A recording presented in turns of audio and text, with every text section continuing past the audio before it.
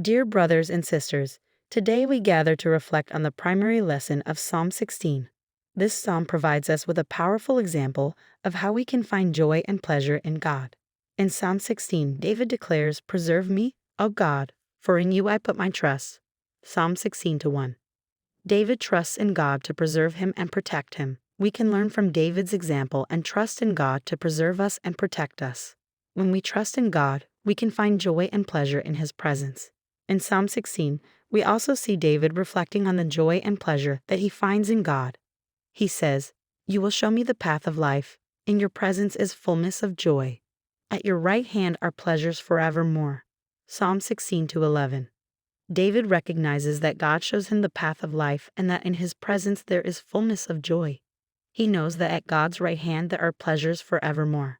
We can honor God by finding joy and pleasure in His presence. When we spend time with God, we can experience the fullness of joy that comes from being in His presence.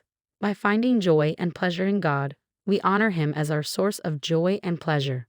In conclusion, the primary lesson of Psalm 16 is to find joy and pleasure in God.